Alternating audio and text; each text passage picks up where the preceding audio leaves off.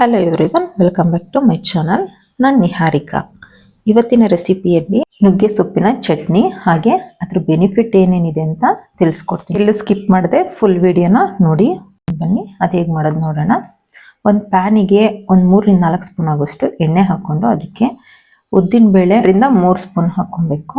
ನುಗ್ಗೆ ಸೊಪ್ಪು ಮೇನ್ ರೋಗ ನಿರೋಧಕ ಶಕ್ತಿನ ಹೆಚ್ಚಿಸುತ್ತೆ. ಹಾಗೆ ಒಂದು ಈರುಳ್ಳಿನ ಹಾಕ್ಕೊಂಡು ಚೆನ್ನಾಗಿ ಅದನ್ನ ಹುರ್ಕೊಬೇಕು. ಹುರ್ಕೊಂಡು ಇದಕ್ಕೆ ಶುಂಠಿ, ಬೆಳ್ಳುಳ್ಳಿ, ಹಸಿಮೆಣಸಿನಕಾಯಿ, ಒಂದು ಇಡೀ ಕೊತ್ತಂಬರಿ ಸೊಪ್ಪು ಹಾಕ್ಕೊಂಡು ಹಸಿ ವಾಸನೆ ಹೋಗೋವರೆಗೂ ಚೆನ್ನಾಗಿ ಹುರ್ಕೋಬೇಕು. ಇದು ಮಧುಮೇಹ ನಿಯಂತ್ರಣನೂ ಕೂಡ ತಡೆಯುತ್ತೆ.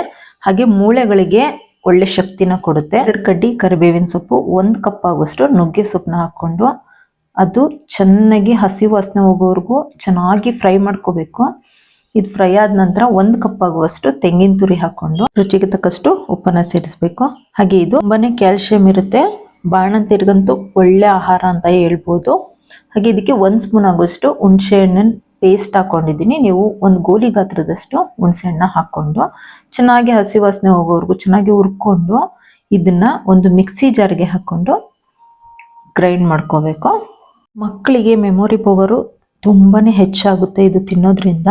ಹಾಗೆ ವೆಯ್ಟ್ ಲಾಸ್ ಮಾಡೋರಿಗಂತೂ ಪರ್ಫೆಕ್ಟ್ ಆಗಿರುತ್ತೆ. ಸೊ ಈ ಚಟ್ನಿನ ಒಂದ್ಸಲ ಟ್ರೈ ಮಾಡಿ ನೋಡಿ, ತುಂಬಾನೇ ಚೆನ್ನಾಗಿರುತ್ತೆ. ಇಲ್ಲಿ ನಾನು ರೊಟ್ಟಿಗೆ ಕಾಂಬಿನೇಷನ್ ಆಗಿ ಈ ಚಟ್ನಿನ ಮಾಡ್ಕೊಂಡಿದ್ದೀನಿ. ನಿಜವಾಗ್ಲೂ ತುಂಬಾನೇ ಚೆನ್ನಾಗಿತ್ತು. ನೀವೊಂದ್ಸಲ ಮನೆಯಲ್ಲಿ ಟ್ರೈ ಮಾಡಿ ನೋಡಿ. ಹಾಗೆ ಇವತ್ತು ಈವ್ನಿಂಗು ತುಂಬಾನೇ ಮಳೆ ಬರ್ತಾ ಇತ್ತು. ಅದಕ್ಕೆ ಏನಾದರೂ ಒಂದು ಕುರುಕ್ಲು ಮಾಡ್ಕೊಳ್ಳೋಣ ಅಂತ ಪೇಪರ್ ಅವಲಕ್ಕಿದು ಒಗ್ಗರಣೆ ಮಾಡೋಣ. ಅದ್ರ ಜೊತೆ ಒಂದು ಕಾಂಬಿನೇಷನ್ ಆಗಿ ಒಂದು ಕಾಫಿ ಬಿಸಿಯಾಗಿ ಕುಡಿಯೋಣ ಅಂತ. ಯೂಶಲಿ ನಾನು ಕಾಫಿ ಕುಡಿಯಲ್ಲ, ಇವತ್ತು ಯಾಕೋ ಕುಡಿಬೇಕು ಅಂತ ಅನಿಸ್ತು. ಹೇಗೆ ಮಾಡೋದು ಅಂತ ನೋಡ್ಕೊಳ್ಳೋಣ ಬನ್ನಿ. ಒಂದು ಪ್ಯಾನಿಗೆ ಒಂದು 3ರಿಂದ 4 ಸ್ಪೂನ್ ಆಗೋಷ್ಟು ಎಣ್ಣೆನ ಹಾಕ್ಕೊತಾ ಇದ್ದೀನಿ.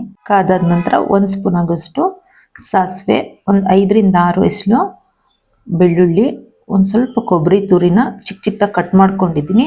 ಅದು ಸ್ವಲ್ಪ ಕಲರ್ ಚೇಂಜ್ ಆಗೋವರೆಗೂ ಚೆನ್ನಾಗಿ ಹುರ್ಕೊಂಡು ಅದಕ್ಕೆ 1 ಕಪ್ ಆಗುವಷ್ಟು ಕಡಲೆ ಬೀಜ, 1 ಕಪ್ ಆಗುವಷ್ಟು ಕಡಲೆ ಪಪ್ಪು ಅಥವಾ ಕಡಲೆ ಹಾಕ್ಕೊಂಡು ಅದು ಸ್ವಲ್ಪ ಕ್ರಿಸ್ಪ್ ಆಗೋವರೆಗೂ ಚೆನ್ನಾಗಿ ಹುರ್ಕೊಂಡು ಒಂದು 2 ಕಡ್ಡಿ ಕರಿಬೇವಿನ ಸೊಪ್ಪು, ಹಾಗೆ ರುಚಿಗೆ ತಕ್ಕಷ್ಟು ಉಪ್ಪು, 1 ಸ್ಪೂನ್ ಆಗುವಷ್ಟು ಖಾರದ ಪುಡಿ ಹಾಕ್ಕೊಂಡು ಚೆನ್ನಾಗಿ ಒಂದ್ಸಲ ಮಿಕ್ಸ್ ಮಾಡಿಕೊಂಡು ಸ್ವಲ್ಪ ಅಂದರೆ 1 ಸ್ಪೂನ್ ಆಗುವಷ್ಟು ಸಕ್ಕರೆನ ಸೇರಿಸ್ಕೊತಾ ಇದ್ದೀನಿ.